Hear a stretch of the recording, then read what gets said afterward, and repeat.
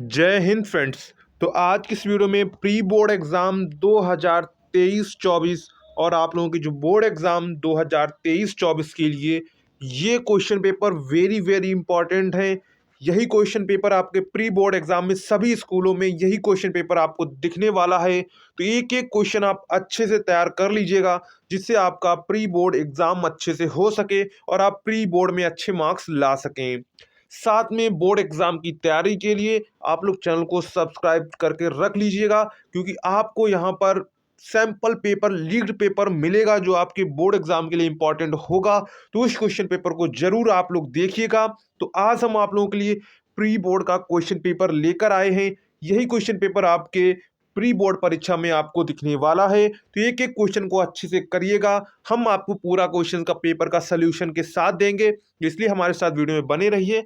अगर आपने अभी तक वीडियो को लाइक नहीं किया है तो वीडियो को भी लाइक कर दीजिए, साथ में चैनल को भी सब्सक्राइब कर दीजिए। तो यहाँ पर सबसे पहले हमारे 20 मार्क्स का ऑब्जेक्टिव होंगे, तो हम ऑब्जेक्टिव देखेंगे। इसके बाद हम अपने जो लिखित प्रश्न हैं उनको और बढ़ेंगे। तो यहाँ पर आपको कुछ निर्देश दिए जाते हैं, तो इन निर्देश को तो आप पढ़ ही लेंगे। तो यहाँ पर खंड आ में हम लोग आ जाते हैं। सबसे पहले कहाँ खंड आ में आते हैं। सबसे पहला क्या है क्वेश्चन, मुंशी प्रेमचंद द्वारा रचित उपन्यास है। तो यहाँ पर परीक्षा गुरु गोदान अलग अलग वैतरणी इनमें से कोई नहीं। तो आप लोग मुंशी प्रेमचंद के उपन्यास से जो वाकिफ होंगे, तो अभी तक आपको आंसर पता चल चुका होगा। इसका आंसर क्या होगा? गोदान होगा। क्या होगा? गोदान। मुंशी प्रेमचंद द्वारा रचित उपन्यास कौन सा है? उनका रचित उपन्यास है गोदान है। कौन सा है? गोदान। तो यहाँ पर आंसर क्या करेक्ट हो जाएगा? तो यहाँ पर आंसर आपका खा वाला करेक्ट हो जाएगा, यानी कि ऑप्शन नंबर आपका बी वाला करेक्ट हो जाएगा। तो यहाँ आंसर कौन सा करेक्ट होगा? गोदान। इसके बाद नेक्स्ट है जयशंकर प्रसाद की कहानी है। तो यहाँ पर जयशंकर प्रसाद की कहानी है कफन, ममता, इंदुमती इनमें से कोई नहीं। तो यहाँ पर हम जानते हैं कफन किसका है? मुंशी प्रेमचंद का है। इंदुमती कहानी है किशोरीलाल गोस्वामी की। किसकी है? किशोरीलाल गोस्वामी की है। तो यहाँ पर इनमें से कोई नहीं ऑप्शन दिया गया और सेकंड ऑप्शन आपको ममता दिया गया है। तो आपको पता है कि जयशंकर प्रसाद की कहानी का क्या नाम है? तो जयशंकर प्रसाद की कहानी का नाम है ममता है। क्या है? ममता। तो यहाँ पर आंसर क्या करेक्ट हो जाएगा? तो यहाँ पर आंसर आपका खा वाला करेक्ट हो जाएगा। कौन सा करेक्ट हो जाएगा? खा वाला आंसर आपका करेक्ट हो जाएगा, ममता। साथ में कफन आपकी मुंशी प्रेमचंद की है और इंदुमती किशोरीलाल गोस्वामी की है। किसकी है?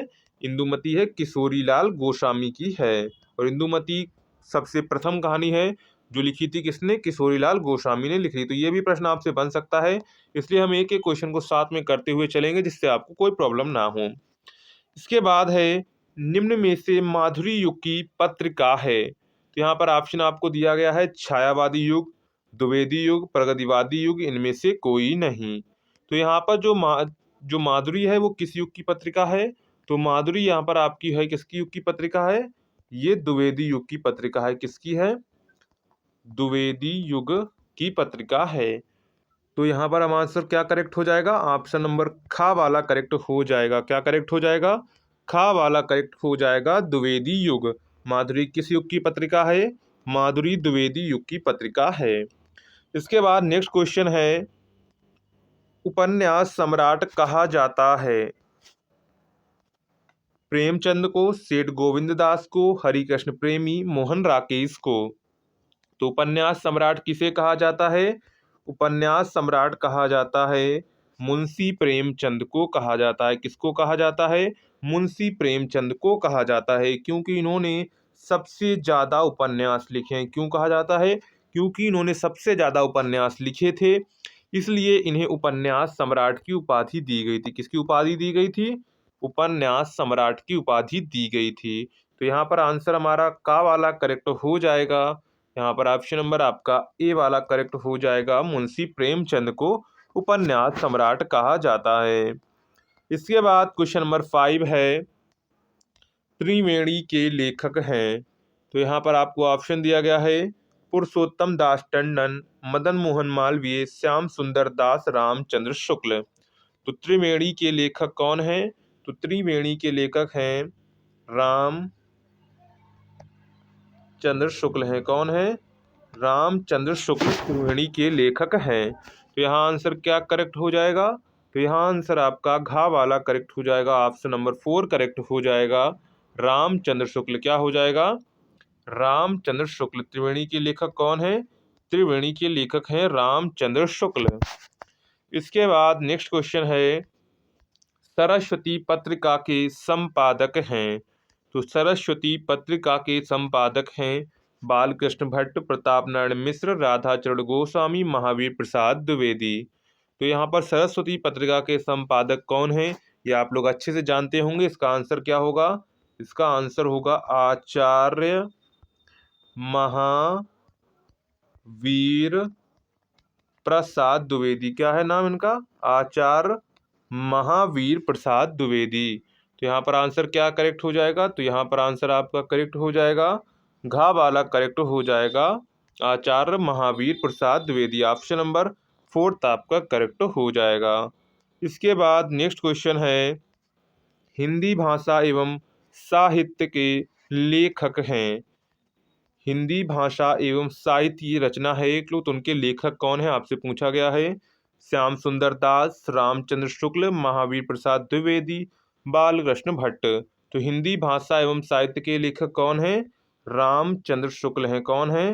रामचंद्र शुक्ल हैं। तो यहाँ क्या आंसर करेक्ट हो जाएगा?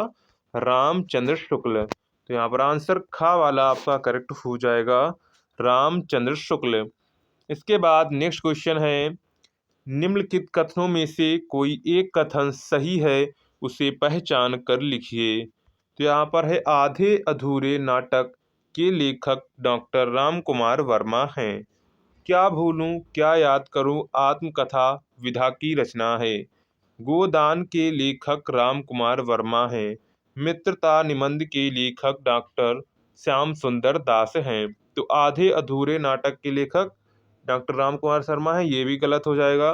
गोदान के लेखक राम कुमार वर्मा है, गलत मुंशी प्रेमचंद है। मित्रता निबंध के लेखक, ये भी गलत है। तो यहाँ पर आंसर क्या करेक्ट हो जाएगा? तो यहाँ पर आंसर करेक्ट होगा, क्या भूलूं क्या याद करूं आत्मकथा। ये आप लोग जानते हैं किसकी आत्मकथा है? ये आत्मकथा विधा की रचना है, ये किसकी है? ये है अमिताभ बच्चन के पिताजी हरिवंश राय बच्चन की है। किसकी है? हरिवंश राय बच्चन की है। तो यहाँ पर आंसर कौन सा करेक्ट हो जाएगा? तो आंसर यहाँ पर आपका खा वाला करेक्ट हो जाएगा, ऑप्शन नंबर 2 वाला आपका करेक्ट हो जाएगा। इसके बाद नेक्स्ट क्वेश्चन 9 है, हे खग मृग हे मधुकर श्रेणी, तुम देखी सीता मृगनयनी में कौन सा रस है। तो यहाँ पर आपको दिया गया है करुण रस, श्रृंगार रस, शांत रस, वीर रस। तो यहाँ पर कौन सा रस है? यहाँ पर आपका है श्रृंगार रस है। कौन सा है? श्रृंगार रस। श्रृंगार रस के अंतर्गत 2 होते हैं, संयोग श्रृंगार रस और वियोग श्रृंगार रस। कौन सा? संयोग और वियोग। उसके अंतर्गत ये वियोग वाला कौन सा है? वियोग श्रृंगार रस है। तो यहाँ पर हमसे सीधा पूछा गया कौन सा रस है, तो हम आंसर करेक्ट कर देंगे, श्रृंगार रस। क्या हो जाएगा? श्रृंगार रस। इसके बाद नेक्स्ट क्वेश्चन है, बंदौ गुरुपद पदुम परागा सुरुचि सुभाष सरस अनुरागा के दोनों चरणों में मिलकर कितनी मात्राएं हैं। तो यहाँ पर आपको मात्राएं बतानी है, जबकि ये जो आपका पद लिया गया ये किसका है? ये आपका चौपाई छंद का है। किसका है? चौपाई छंद का। और चौपाई छंद में कितनी कितनी मात्राएं होती हैं? प्रत्येक पद में 16-16 मात्राएं होती हैं। कितनी होती हैं? 16-16 मात्राएं होती हैं। तो यहाँ पर देखिए कितने पद दिए गए हैं, एक पद, 2 पद दिए गए हैं। अगर ये चौपाई का है तो इसमें क्या करेंगे, 16 इंटू 2 करेंगे तो 32 हो जाएगा। 16 इंटू 2 करेंगे तो कितना आएगा? 32 आ जाएगा। यानी कि इसमें कुल कितनी मात्राएं होंगी? इसमें कुल कितनी मात्राएं होंगी? इसमें कुल 32 मात्राएं होंगी। कितनी मात्राएं होंगी? कुल 32 मात्राएं होंगी। लेकिन अगर आपको ये नहीं पता है कैसे मात्रा निकालते, तो यहाँ पर देखिए क्या करेंगे, मात्राएं गिन लेते हैं हम लोग इसकी। तो यहाँ पर सबसे पहले देखिए क्या लिखा हुआ है, पा। तो यहाँ पर एक मात्रा हो जाएगी जब किसी के ऊपर देखिए एक ही मात्रा चढ़ी या औ की मात्रा चढ़ी, इसको 2 माना जाता है। क्या माना जाता है? 2 माना जाता है। बड़ू को 2 माना जाता है, छोटू को 1 ही माना जाता है, छोटी ई को 1 माना जाता है, बड़ी ई की 2 मात्राएं मानी जाती हैं। तो यहाँ पर क्या हो जाएगा, 1 2, छोटू है तो 1, बड़ू ऊ लगा है इसमें तो 2 3 4, इसमें कितनी हो जाएंगी? 1 1 होंगी, 3 4। इसके बाद यहाँ से 1 1 1, इसमें कितनी हो गई? 3 हो गई। इसके बाद यहाँ से देखेंगे 1 2 2। चलिए काउंटिंग करते हैं, 1 2 1 3 1 4 1 2 6 7 8 9 10 11 12 दो 14, दो 16 मात्राएं होंगी। कितनी मात्राएं होंगी? देखिए 16 मात्राएं हो गई। इसी प्रकार यहाँ पर भी कितनी मात्राएं होंगी? यहाँ पर भी 16 मात्राएं होंगी। तो टोटल दोनों पद में कितनी हो जाएंगी? 16 इंटू 2, यानी कि टोटल कितनी हो जाएंगी? टोटल आपकी 32 मात्राएं हो जाएंगी। कितनी हो जाएंगी? टोटल 32 मात्राएं हो जाएंगी। तो यहाँ पर आंसर क्या करेक्ट हो जाएगा? तो यहाँ पर आंसर आपका 32 वाला करेक्ट हो जाएगा। क्या हो जाएगा? 32 वाला आपका करेक्ट हो जाएगा। इसके बाद नेक्स्ट क्वेश्चन है 11। पीपा पात सरिस मंडोला में किस अलंकार की अभिव्यक्ति हुई है? तो पीपा पात सरिस मंडोला में किस अलंकार की अभिव्यक्ति हुई है? तो यहाँ पे उपमा अलंकार की अभिव्यक्ति हुई है। किसकी हुई है? उपमा अलंकार की अभिव्यक्ति हुई है। तो यहाँ पर क्या आंसर करेक्ट हो जाएगा? तो यहाँ पर आंसर करेक्ट हो जाएगा उपमा। इसके बाद दशानन में कौन सा समास है? तो दश आनन में कौन सा समास, ये आपको बताना है। तो यहाँ पर देखिए 10 आनन मतलब कि जिसके 10 आन हो। कितने हो? 10 आनन हो, यानी कि जिसके 10 चेहरे हो। कितने हो? 10 चेहरे हों। तो यहाँ पर क्या हो जाएगा? तो यहाँ पर हो जाएगा द्विगु समास हो जाएगा। क्या हो जाएगा? द्विगु समास। तो यहाँ पर आंसर क्या करेक्ट हो जाएगा? तो यहाँ पर आंसर का करेक्ट हो जाएगा। तो यहाँ पर आंसर क्या करेक्ट हो जाएगा? तो यहाँ से आंसर करेक्ट हो जाएगा द्विगु समास हो जाएगा। क्या हो जाएगा? द्विगु समास। इसके बाद नेक्स्ट क्वेश्चन है 13। कोयल का तत्सम है। यहाँ पर ऑप्शन आपको दिया गया है कोकिल, कोयली, कोयलिया, काकी। तो कोयल का तत्सम क्या होता है? कोयल का तत्सम होता है कोकिल होता है। क्या होता है? कोकिल। तो यहाँ पर आंसर क्या करेक्ट हो जाएगा? तो यहाँ पर आंसर आपका का वाला करेक्ट हो जाएगा कोकिल। क्या हो जाएगा? कोकिल। तो यहाँ पर आंसर क्या करेक्ट होगा? तो यहाँ पर आंसर आपका का वाला करेक्ट हो जाएगा। इसके बाद नेक्स्ट क्वेश्चन है सूर्य का पर्यायवाची शब्द नहीं है। तो सूर्य का पर्यायवाची शब्द नहीं है। रवि, अर्क, मार्तंड, राकेश। तो यहाँ पर आपको पता होगा अर्क, रवि, मार्तंड ये क्या है? सब सूर्य के पर्यायवाची हैं। जबकि राकेश किसका पर्यायवाची है? राकेश चंद्रमा का पर्यायवाची है। किसका है? चंद्रमा का पर्यायवाची है। तो यहाँ पर आंसर क्या करेक्ट हो जाएगा? तो यहाँ पर आंसर आपका करेक्ट हो जाएगा राकेश। क्या हो जाएगा? राकेश। तो सूर्य का पर्यायवाची शब्द नहीं है। क्या नहीं है? राकेश है। राकेश किसका पर्यायवाची है? राकेश चंद्रमा का पर्यायवाची है। किसका है? चंद्रमा का पर्यायवाची है। तो यहाँ आंसर क्या करेक्ट हो जाएगा? यहाँ पर आंसर घा वाला ऑप्शन नंबर 4 आपका करेक्ट हो जाएगा। इसके बाद नेक्स्ट क्वेश्चन है कमल, सरसिज, जलज आदि कहलाते हैं। तो यहाँ पर कमल, सरज, जलज ये सब क्या हैं? यहाँ पर ऑप्शन आपको दिया गया है पर्यायवाची हैं, विलोम शब्द हैं, तददम शब्द है, तत्सम शब्द है। तो यहाँ पर देखिए कमल, जलज ये आदि सबके किसके पर्यायवाची होते हैं? ये सभी किसके पर्यायवाची होते हैं? ये सभी कमल के पर्यायवाची होते हैं। किसके पर्यायवाची होते हैं? कमल के पर्यायवाची होते हैं। तो यहाँ पर आंसर क्या करेक्ट हो जाएगा? तो यहाँ पर आंसर आपका करेक्ट हो जाएगा पर्यायवाची हैं। क्या हैं? कमल, सरसिज, सरिज ये सब जलज हैं। ये किसके पर्यायवाची हैं? ये कमल के पर्यायवाची हैं। तो यहाँ आंसर क्या करेक्ट हो जाएगा? तो यहाँ पर आंसर आपका करेक्ट हो जाएगा पर्यायवाची। क्या हो जाएगा? पर्यायवाची। ऑप्शन नंबर का वाला यानी कि ऑप्शन नंबर आपका फर्स्ट वाला करेक्ट हो जाएगा पर्यायवाची। इसके बाद नेक्स्ट क्वेश्चन है विद्यालय में कौन सी संधि है? तो यहाँ पर दीर्घ संधि, गुण संधि, यड़ संधि, अयादि संधि। तो विद्यालय में कौन सी संधि है? यहाँ पर ये देखिए दीर्घ संधि है। क्या होती है? दीर्घ संधि में क्या होता है? दो स्वर आकर मिलते हैं और यहाँ पर जैसे लिखा हुआ है विद्यालय का संधि विच्छेद करें तो क्या बनेगा? विद्या धन आलय। क्या बनेगा? विद्या धन आ प्लस आ मिलकर क्या बनता है? बड़ा आ बन जाता है। तो यहाँ पर दीर्घ होता है। क्या होता है? दीर्घ बनता है, इसलिए यहाँ पर क्या होती है? यहाँ पर दीर्घ संधि होती है। तो विद्यालय में कौन सी संधि है? विद्यालय में दीर्घ संधि है। इसका अगर हम संधि विच्छेद करना चाहें तो क्या होगा? विद्या धन आलय होगा। क्या होगा? विद्या धन आलय। इसके बाद क्वेश्चन नंबर 17 है जैसे इत्यादि में संधि विग्रह है। तो इत्यादि में संधि विग्रह है। तो इत्यादि में संधि विग्रह क्या होगा? तो इसका बनेगा इति धन आदि बनेगा। क्या बनेगा? इति धन आदि। क्या बनेगा? इति धन आदि। इत्यादि का संधि विग्रह क्या होगा? तो इति आदि क्या होगा? इति धन आदि। ऑप्शन नंबर का वाला आपका करेक्ट हो जाएगा इति धन आदि। इसके बाद नेक्स्ट क्वेश्चन है ता भी किस विभक्ति व वचन का रूप है। तो ये आपके वहाँ पर धातु रूप दिए गए हैं, तो इनको आप याद करेंगे तभी ये आप इनके आंसर करेक्ट कर पाएंगे। तो यहाँ पे ता भी किस विभक्ति व वचन का रूप है, तो ये तृतीय विभक्ति बहुवचन रूप है। किसका है? तृतीया विभक्ति बहुवचन है। क्या है? तृतीया विभक्ति बहुवचन है। तो यहाँ पर आंसर क्या करेक्ट हो जाएगा? तो यहाँ पर आंसर आपका करेक्ट हो जाएगा तृतीया विभक्ति बहुवचन। इसके बाद क्वेश्चन नंबर नेक्स्ट है, उसे दफ्तर की नौकरी से घृणा थी रचना की दृष्टि से वाक्य का भेद है। तो उसे दफ्तर की नौकरी से घृणा थी रचना की दृष्टि से, ये कैसा वाक्य है? ये सरल वाक्य है। कैसा है? ये सरल वाक्य है। तो यहाँ पर आंसर क्या करेक्ट हो जाएगा? तो यहाँ पर आंसर करेक्ट हो जाएगा खा वाला सरल वाक्य। इसके बाद नेक्स्ट क्वेश्चन है, राम नहीं सोता है वाक्य का भाववाचक में परिवर्तन है। तो राम नहीं सोता है वाक्य का भाववाचक में परिवर्तन है, भाववाच्य में परिवर्तन है। तो क्या बनेगा? राम से नहीं सोया जाता। क्या बनेगा? राम से नहीं सोया जाता। तो यहाँ पर आंसर क्या करेक्ट हो जाएगा? तो यहाँ पर आंसर आपका खा वाला करेक्ट हो जाएगा, राम से नहीं सोया जाता। कौन सा करेक्ट होगा? खा वाला आंसर आपका करेक्ट हो जाएगा।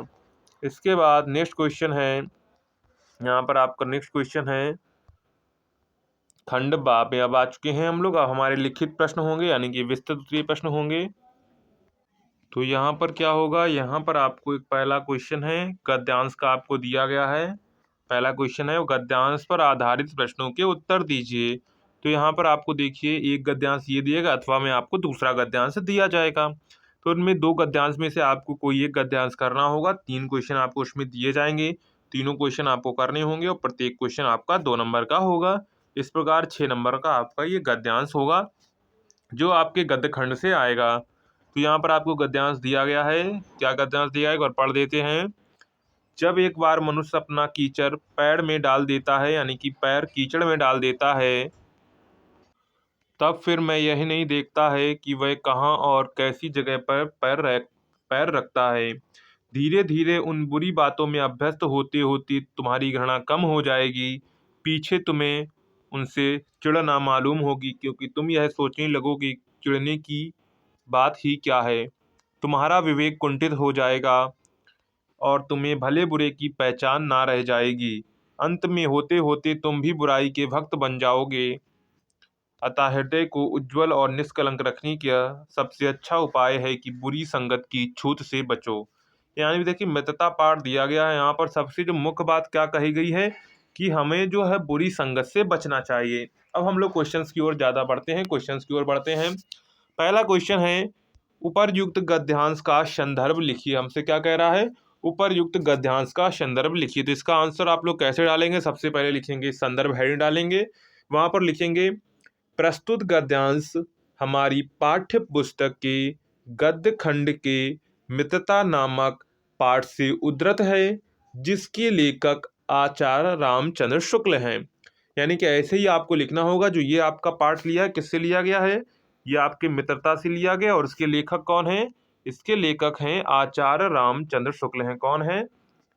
आचार्य रामचंद्र शुक्ल हैं। तो यहाँ पर आंसर आपका क्या हो जाएगा? उपयुक्त गद्यांश का संदर्भ लिखेंगे। तो एक बार फिर से सुन लीजिए, प्रस्तुत गद्यांश हमारी पाठ्य पुस्तक के गद्य खंड के मित्रता नामक पाठ से उद्धृत है, इसके लेखक आचार्य रामचंद्र शुक्ल हैं। इसके बाद है उपर्युक्त गद्यांश का संदर्भ लिखिए, हो चुका है। रेखांकित अंश की व्याख्या कीजिए। तो यहाँ पर आपको रेखांकित अंश की व्याख्या यहाँ पर आपको कर देनी है। तो आपको इसमें थोड़ा डिफरेंस कर देना है, थोड़ा बहुत यहाँ से करके आपको डिफरेंस कर देना है। जैसे यहाँ पर हम लोग आपको कुछ थोड़ा बता देते हैं हिंट, जैसे इसका क्या थोड़ा जो रेखांकित अंश की व्याख्या है, जब एक बार मनुष्य अपने पैर कीचड़ में डाल देता है, इसका मतलब क्या है? कीचड़ में डालने का मतलब यहाँ से बुराई से, क्या है? बुराई से है। यानी कि जब कोई व्यक्ति अपने जो कदम है वो बुराई की ओर बढ़ा देता है तो क्या होता है, और वह उस बुराई को एक बार अपना लेता है। क्या करता है? और वो बुराई को एक बार अपना लेता है तो फिर वह यह सोचना छोड़ देता है कि क्या बुरा है क्या सही है। तो इस प्रकार आपको यहाँ पर थोड़ा अपने मन से लिखना है। और कुछ इसमें से आपको ढूंढ के लिखना है। इस प्रकार आपको रेखांकित अंश की व्याख्या कर देनी है। इसके बाद नेक्स्ट है, अंत होते होते तुम किसके भक्त बन जाओगे। तो यहाँ पर देखिए, अंत में होते होते तुम बुराई के भक्त बन जाओगे। तो अंत होते होते तुम किसके भक्त बन जाओगे, तो तुम बुराई के भक्त बन जाओ। किसके बन जाओगे, बुराई के भक्त बन जाओगे। तो यहाँ पर आंसर क्या करेक्ट हो जाएगा, तो यहाँ पर आंसर आपका करेक्ट हो जाएगा, अंत में होते होते तुम बुराई के भक्त बन जाओगे। इसके बाद अथवा में आपको दूसरा पैराग्राफ दिया जाता है। क्या दिया जाता है, आपको अंत में दूसरा पैराग्राफ दिया जाता है अथवा में। तो दूसरे पैराग्राफ को आपको यहाँ पर दिया गया, उसको आपको पढ़ना है। यानी कि दोनों में से आपको कोई एक पैराग्राफ करना होगा। जो आपको पैराग्राफ आता हो वो आप कर सकते हैं। तो अथवा में आपको दूसरा पैराग्राफ दिया, उसे भी हम लोग सॉल्व करते चलेंगे। तो यहाँ पर क्या है, कितना जीवन बरस पड़ा है इन दीवारों पर, जैसे फसाने अजायब का भंडार खुला पड़ा है। कहानी से कहानी बनती चली गई, बंदरों की कहानी, हाथियों की कहानी, हिरणों की कहानी, क्रूरता और भय की, दया और त्याग की। जहाँ बेरहमी वहीं दया का भी समुंदर उमड़ पड़ा है। जहाँ पाए वहीं क्षमता का सोता टूटा पड़ा है। राजा और बंगले, विलासी और भिक्षु, नर नाग मनुष्य, सब पशु सभी कलाकारों के हाथ में सृजते चले गए। हैवान की हैवानी को इंसान ने इंसानियत से कैसे जीना जा सकता है, कोई अजंता में जाकर देखे। तो यहाँ पर ये आपको पैराग्राफ दिया गया है। तो यहाँ पर आपको पहला क्या है, उपर्युक्त गद्यांश का संदर्भ लिखिए। क्या करना है, उपर्युक्त गद्यांश का संदर्भ लिखिए, रेखांकित अंश की व्याख्या करी, दीवारों पर बने चित्र किन किन से संबंधित हैं। तो यहाँ पर देखिए, आपको संदर्भ क्या लिखना है, संदर्भ में आप इसका जो पाठ का नाम हो वही लिखेंगे, वही आपको लिखना है, बस वहां पर चेंज कर देना। क्या चेंज करना है, प्रस्तुत गद्यांश हमारी पाठ्य पुस्तक के गद्य खंड के अजंता नामक पाठ से उद्धृत है। इसके लेखक कौन है, इसके लेखक हैं डॉक्टर भगवत शरण उपाध्याय हैं। कौन है, भगवत शरण उपाध्याय हैं। इसके बाद है, रेखांकित अंश की आपको व्याख्या करनी है, वैसे ही आपको करनी है, थोड़ा अपनी तरफ से मिलाना है और उसमें से देख के आपको व्याख्या करनी है। दीवारों पर बने चित्र किन किन से संबंधित हैं। तो यहाँ पर देखिए, दीवारों पर चित्र किन के बने हुए थे, वहां पर पशु पक्षी के बने हुए थे, विलासी भिक्षु के बने हुए थे, राजा रंक के बने, राजा और बंगले का मतलब क्या है, राजा और रंक के बने हुए थे। इसके बाद नर नारी आदि के बने थे, और जिनके माध्यम से क्या किया जा रहा था, दया, क्रूरता, भय, पाप, क्षमा आदि मनोभावों को चित्रित किया गया है। तो यहाँ पर जो अजंता गुफाएं हैं, वहां पर विभिन्न प्रकार के चित्र बने हुए हैं, जो ये दर्शाते हैं कि राजा लोग कैसे क्रूरता करते थे, दया का भाव कब होता था। वहां पर वो डायग्राम यानी चित्र के माध्यम से वहां पर समझाया गया। अगर आप लोग कभी भी जाएं अजंता में तो उसे जरूर आप लोग देखिएगा। इसके बाद है क्वेश्चन नंबर दूसरा आ जाता है, निम्नलिखित पद्यांश पर आधारित प्रश्नों के उत्तर दीजिए। चरण कमल बंदौ हरिराही, जाकी कृमा पंगु गिर लांघे, अंधे को सब कुछ दर्शाई, बहिरव सुने गूंग पुनि बोले, रंक चले सिर छत्र धराई, सूरदास स्वामी करुणा में बार बार बंदौ तिहि पाई। तो इस पैराग्राफ को आपको पूरा पढ़ना है, इसका आपको अर्थ आएगा तभी आप इन क्वेश्चंस को कर पाएंगे। अर्थ नहीं आता है तब भी थोड़ा बहुत तो आप समझ ही सकते हैं। सबसे पहला क्या है, प्रस्तुत पद्यांश का संदर्भ लिखिए। तो वैसे ही संदर्भ लिखेंगे, यहाँ पर क्या कर देंगे, यहाँ पर आपको कर देना है, प्रस्तुत पद्यांश हमारी पाठ्य पुस्तक के काव्यखंड के महाकवि सूरदास द्वारा रचित सूर सागर खंड काव्य से उद्धृत है। क्या है, और उसका शीर्षक क्या है, शीर्षक है पद शीर्षक है। क्या है, पद शीर्षक। तो यहाँ पर क्या लिखेंगे, प्रस्तुत पद्यांश हमारी पाठ्य पुस्तक की काव्य खंड के महाकवि सूरदास द्वारा रचित सूर सागर के पद शीर्षक से उद्धृत है, इतना आपको लिखना है। इसके बाद है, रेखांकित अंश की व्याख्या कीजिए। तो यहाँ पर इसकी आपको हिंदी में अनुवाद करना है, जैसे चरण कमल बंदऊ हरिराही। क्या करना, चरण कमल बंदऊ हरिराही, यानी कि प्रभु मैं आपके कमल रूपी चरणों की वंदना करता हूँ। क्या करता हूँ, चरण रूपी कमलों की वंदना करता हूँ। जाकी कृपा पंगु गिरे लांघे, अंधे को सब कुछ दर्शाई, यानी कि अगर आपके चरण किसी पर पड़ जाएं तो क्या होता है, तो क्या होता है, पंगु मिस लंगड़ा गिरी लांघे, यानी कि लंगड़ा व्यक्ति भी पर्वतों को लांघ जाता है। क्या है, जो लंगड़ा व्यक्ति भी है वो भी पर्वतों को लांग जाता है। इसके बाद है अंधे को सब कुछ दर्शाई, यानी अंधे व्यक्ति को सब कुछ दिखने लगता है। क्या है? अंधे व्यक्ति को सब कुछ दिखने लगता है। यानी क्या कह रहा है? चरण कमल बंदऊ हरिराही। यहाँ पर एक जो कह रहे हैं, सूरदास जी कह रहे हैं, प्रभु मैं आपके कमल रूपी चरणों की वंदना करता हूँ। इसके बाद आगे क्या कहा? जाकी कृपा पंगु गिर लांगे, यानी कि जिनके ऊपर इन जो पैर हैं आपके कमल रूपी जो चरण हैं, जिसके ऊपर पड़ जाते हैं, यानी कि आप जिनके ऊपर रख देते हैं, उनकी कृपा से लंगड़ा व्यक्ति भी पर्वतों को लांग जाता है। अंधे को सब कुछ दर्शाई, यानी कि अंधे व्यक्ति को सब कुछ दिखाई देने लगता है। तो यहाँ पर इसकी रेखांकित अंश की व्याख्या हो जाएगी। इसके बाद है ईश्वर की कृपा से क्या क्या संभव है। तो यहाँ पर आपको ईश्वर की कृपा से क्या संभव है, ईश्वर की यहाँ पर सबसे पहले ईश्वर की कृपा से क्या क्या संभव हो रहा था? पंगु गिरी लांगे, तो ईश्वर की कृपा से लंगड़ा व्यक्ति पर्वतों को लांग जाता है। अंधे को सब कुछ दर्शाई, अंधे व्यक्ति को सब कुछ दिखने लगता है। बहिरो सुने, यानी कि जो बहरा होता है वो सुनने लगता है। गूंगा पुनि बोले, गूंगा गूंगा जो व्यक्ति होता है वो पुनः बोलने लगता है। रंग चले सिर छत्र धराई, यानी कि जो राजा होता है वो अपने ऊपर जो रंक में से, यानी कि जो गरीब होता है वो राजा बन जाता है, यानी कि अपने ऊपर छत्र धारण कर लेता है। यानी कि राजा जो होते हैं उनके सर के ऊपर छत्र धारण होता है, इसलिए रंग चले सिर छत्र धराई। तो ईश्वर की कृपा से क्या क्या संभव था? ईश्वर की कृपा से संभव था कि लंगड़ा व्यक्ति भी जो है वो ऊंचे ऊंचे पर्वतों को लांग जाता है, अंधे व्यक्ति को सब कुछ दिखने लगता है, जो बहरा होता है वो सुनने लगता है, और गूंगा व्यक्ति दोबारा बोलने लगता है, और जो गरीब व्यक्ति है वो राजा बन जाता है। तो यहाँ पर ईश्वर की कृपा से क्या क्या संभव था हमने आपको बता दिया। ईश्वर की कृपा से क्या क्या संभव है? ईश्वर की कृपा से लंगड़ा व्यक्ति बड़े बड़े पर्वतों को लांग जाता है, अंधे व्यक्ति को सब कुछ दिखने लगता है, बहरा व्यक्ति सुनने लगता है, गूंगा व्यक्ति पुनः बोलने लगता है, गरीब जो होता है वो राजा बन जाता है। तो ये सब किसकी कृपा से होता है? ये सब ईश्वर की कृपा से होता है। इसके बाद आपको अथवा में दूसरा उसी प्रकार दूसरा पैराग्राफ दिया गया है, तो दूसरा पैराग्राफ आपको पढ़ना है और इसके बाद उसके आंसर्स आपको देने हैं। तो यहाँ पर एक बार पैराग्राफ को पढ़ लेते हैं।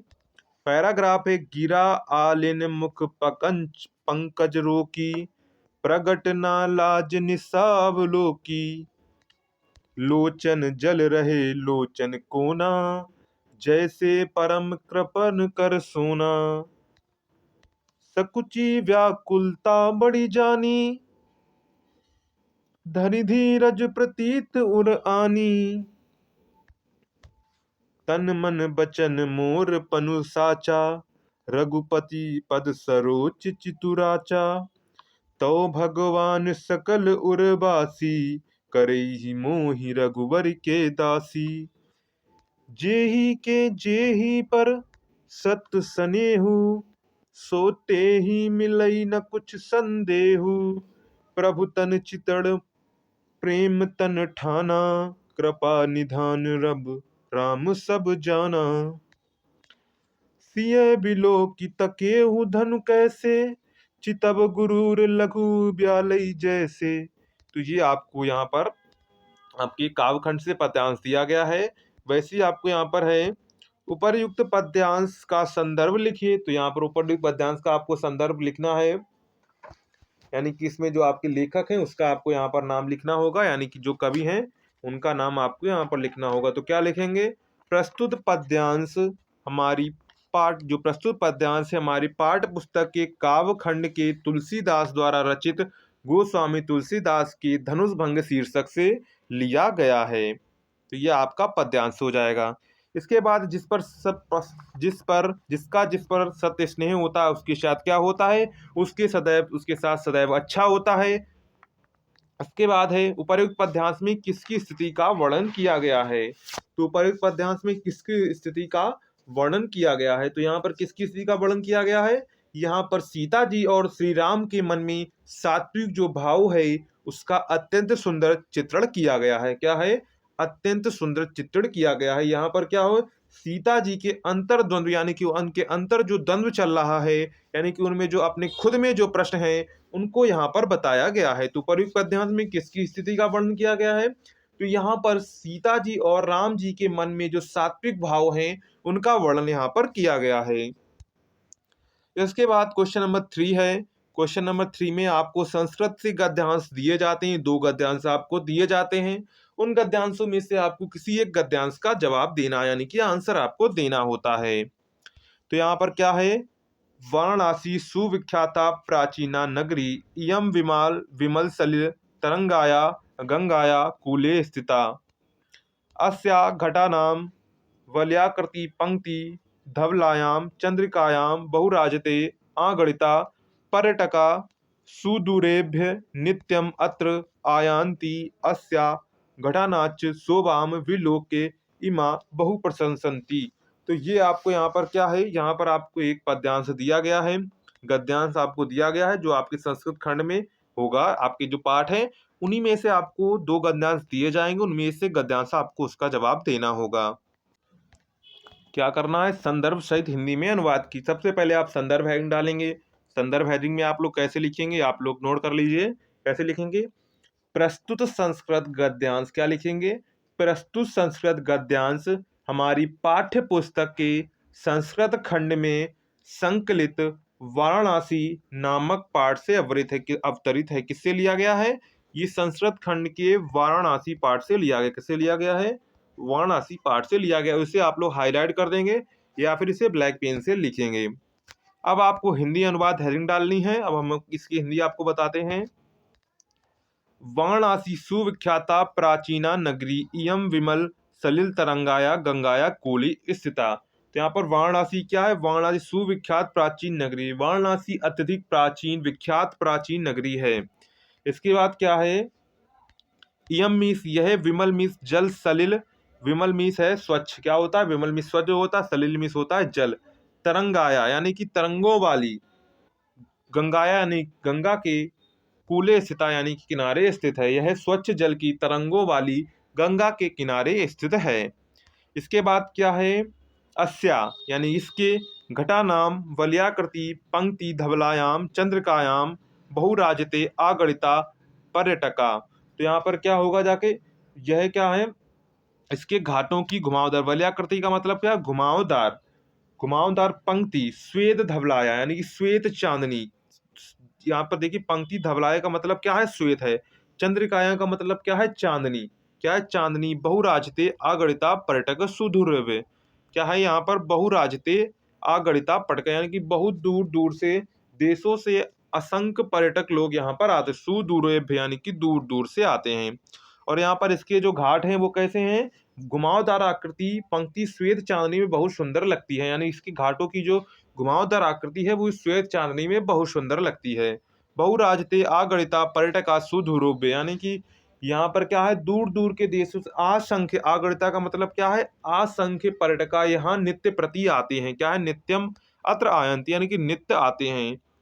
इसके बाद क्या है, अस्या घटानाच शोभाम विलोक्य इमं बहु प्रशंसन्ति, क्या है, इसके बाद यहाँ पर क्या, और इसके घाटों की शोभा को देखकर इसकी बहुत प्रशंसा करते हैं। अस्या मीन्स क्या है, अस्या का मतलब इसकी घाटों, घटानाम इसकी घाटों की, शोभा विलोक्यम एवं बहुप्रशंति यानी कि जो लोग आते हैं इनके घाटों की, इसके घाटों की जो शोभा है उसको देखकर क्या होते हैं, बहुत प्रसन्न होते हैं। क्या होता है, बहुत प्रसन्न होते हैं।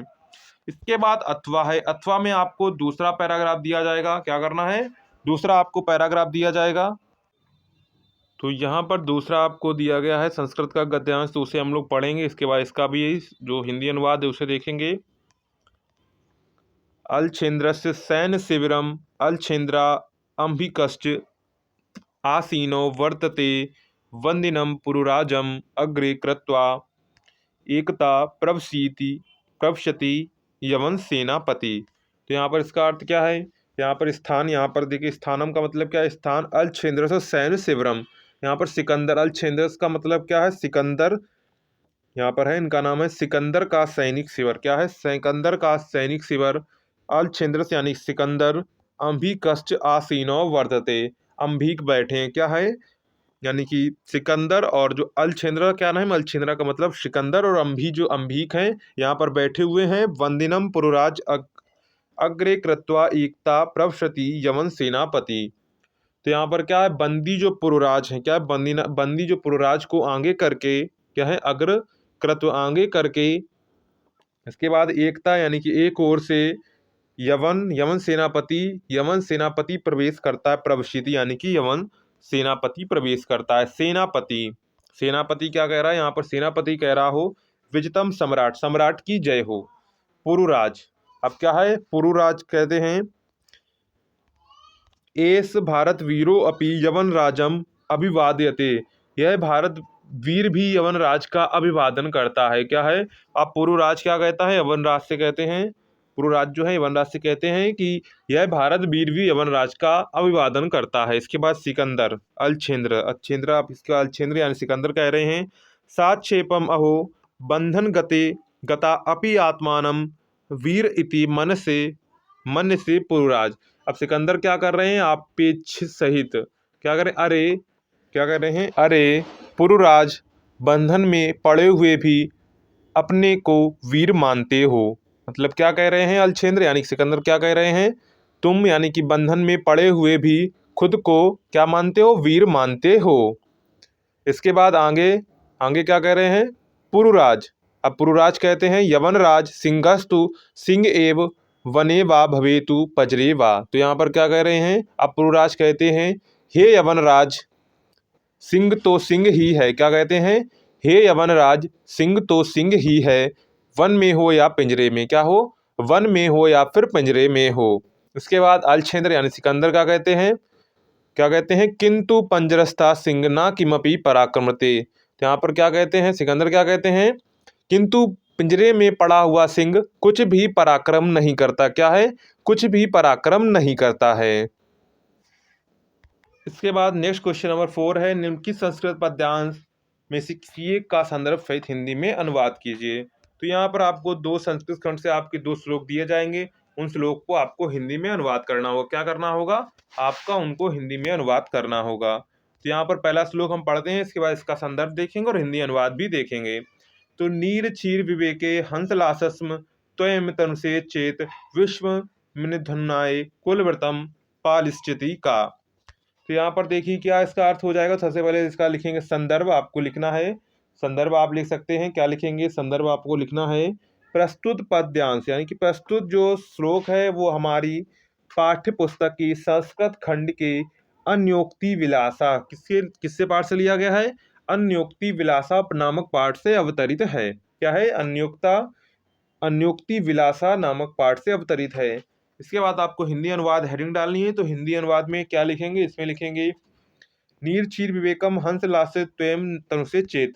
तो हे हंस, यदि तुम नीर और क्षीर का विवेक करने में आलस्य करोगे, क्या है, हे हंस यदि तुम ही नीर और क्षीर का विवेक करने में आलस्य करोगे, यानी कि जो हंस होता है वो नीर यानी कि दूध और पानी को अलग अलग कर देता है। क्या करता है, जो हंस होता है वो दूध, और अगर आप दूध और पानी को एक साथ मिला के रख दें तो हंस क्या करेगा, हंस उन दूध और पानी को हमेशा अलग अलग कर देता है। तो इसमें क्या कह रहे हैं, ये हंस यदि तुम ही नीर और क्षीर का विवेक करने में आलस्य करोगे, विश्वासनुदाय कुलव्रतम पालयन्ति, यानी कि विश्व में यानी कि संसार में ऐसा कौन है जो अपने कुल व्रतन का पालन करेगा। अगर तुम ही नहीं ऐसा करोगे तो और जो देश में लोग हैं वो अपने काम करने के लिए कैसे तत्पर होंगे। यानी कि क्या हो जाएगा, तो यहाँ पर इस संसार में ऐसा कौन है जो अपने कुल व्रत का पालन करेगा, यानी कि जिसका जो काम है, अगर आप अपना काम नहीं करेंगे, हंस से वो कहते हैं कि अगर आप अपना काम नहीं करेंगे तो संसार में ऐसा कौन है जो अपना काम करेगा। इसके बाद अथवा में आपको दूसरा दिया गया है, यहाँ पर क्या है दूसरा, बंधनम मरणम वापि जयो वापि पराजया उभयत्र समो वीरा वीर भावो ही वीरता। क्या है, बीवी भारो ही वीरता। तो यहाँ पर सबसे पहले आपको संदर्भ लिखना है। संदर्भ में क्या लिखेंगे, प्रस्तुत श्लोक हमारी पाठ्य पुस्तक के संस्कृत खंड के वीर वीरणे पूजते, किससे लिया गया है, वीर वीरणे पूजते नामक पाठ से अवतरित है। और क्या है, नामक पाठ से अवतरित, तो ये आपका हो जाएगा संदर्भ। इसके बाद इसका जो हिंदी अनुवाद है वो सुनिए, बंधनम मरणम, क्या लिखा है, बंधनम मरणम, यानी कि बंधन हो अथवा मृत्यु, वापि जयो वापि पराजयो। क्या मतलब है इसका, जय हो या पराजय, क्या मतलब हो, जय हो या फिर पराजय हो। उभयत्र समो वीरा, वीर पुरुष है दोनों स्थितियों में समान रहता है। उभयत्र का मतलब समान रहता है।